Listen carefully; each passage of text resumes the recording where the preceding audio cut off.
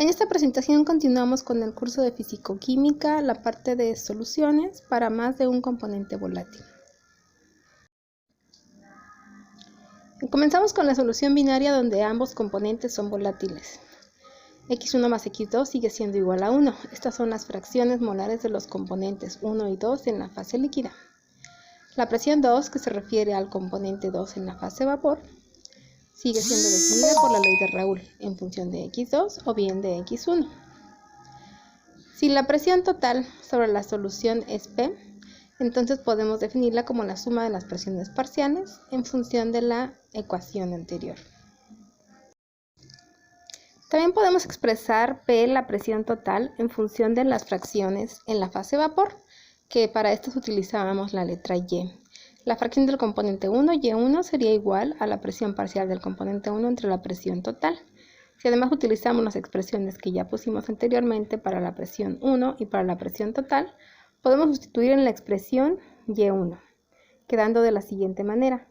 Podemos expresar la fracción del componente 1 en la fase vapor en función de X1 y la fracción del componente 1 en la fase líquida, que sería X1, en función de Y1. Sustituyendo la ley de Raoult, nos queda la última expresión para la presión total. El diagrama PX1, donde X1 es mayúscula, se refiere a la composición total del componente 1, tanto en el líquido como en el vapor. Tenemos dos curvas. El espacio entre ellas representa el área de equilibrio entre líquido y vapor. La parte superior tenemos líquido y la inferior tenemos vapor. Tenemos la misma gráfica del lado derecho, la gráfica B, donde partimos de un punto A que está en la región de equilibrio líquido-vapor. Si nos movemos hacia la izquierda sobre ese punto A a una presión, vamos a llegar al punto L, que nos va a dar la composición del componente 1 en el líquido. Si nos movemos hacia la derecha, tendremos B, que nos daría la composición o la fracción del componente 1 en el vapor. AL del diagrama anterior sería el vector de longitud del punto A al punto L. AB, el vector de longitud del punto A al punto B. Sabemos además que el número total de moles del componente 1 sería igual al número de moles del componente 1 en el líquido más el número de moles del componente 1 en el vapor. El número de moles totales N sería igual a todos los moles en el líquido más todas las moles en el vapor. Entonces, a partir de la figura PX, podemos deducir que el vector AL equivale a X mayúscula 1 menos X minúscula 1, que sería la fracción de los moles 1 totales, menos la fracción de los moles 1 en el líquido. De igual manera podemos deducir la ecuación para el vector AB. A partir de estas dos ecuaciones podemos llegar a la igualdad de la derecha, donde decimos que el número de moles en el líquido por el vector AL es igual al número de moles totales en el vapor por el vector AB. O bien, reordenándolo de la manera de fracciones, como en la ecuación de abajo. A estas dos ecuaciones se les conoce como regla de la palanca para mezclas binarias donde ambos componentes son volátiles. Cambios de estado cuando la reducción de la presión, que es lo que hemos estado haciendo, moviéndonos en dirección horizontal sobre esta gráfica, si esto lo llevamos a cabo de manera isotérmica. Si partimos del punto A, donde toda la solución está en fase líquida en la parte de arriba de la gráfica, y reducimos la presión isotérmicamente, llegaremos al punto L, donde aparece la primera señal de vapor con una composición Y, que será rica en componente 1, el componente que sea más volátil. Si seguimos reduciendo la presión hasta llegar al punto B, B', el líquido remanente será rico en el componente 2, que es menos volátil. En el punto A se cumple la regla de la palanca, que habíamos visto anteriormente. La reduc'ción de la presión corresponde a una expansión del vapor, desde el punto A hasta arriba hasta el punto A'.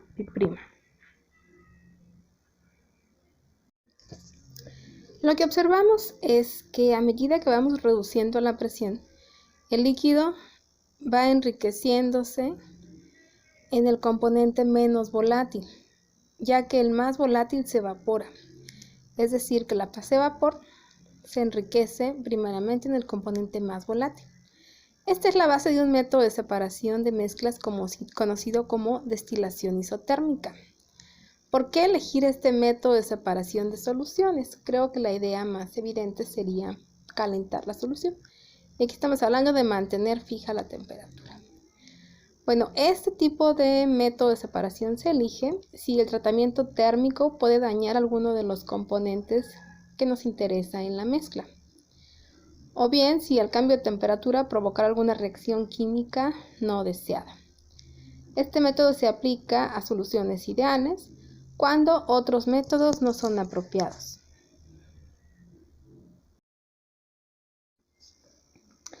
En el diagrama anterior Px consideramos temperatura constante. Ahora, ¿cómo se vería el diagrama Tx, donde tendríamos presión constante? Pues es el que les muestro aquí.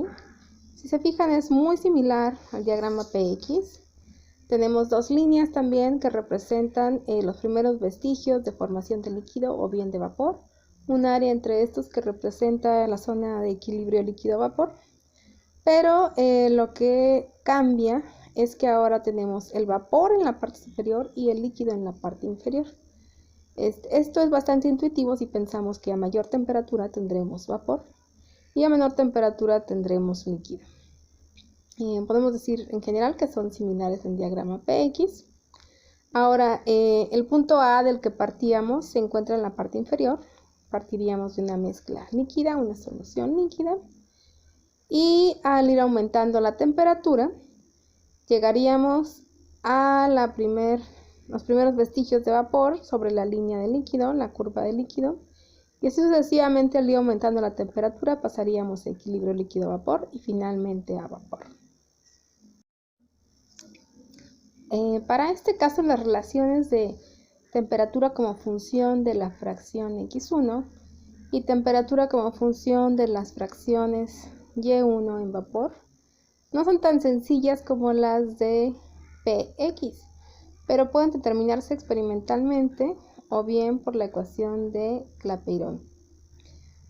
Como la presión ahora es constante y por la regla de las fases, necesitan a lo mucho, habíamos dicho, otras dos variables para describir al sistema binario.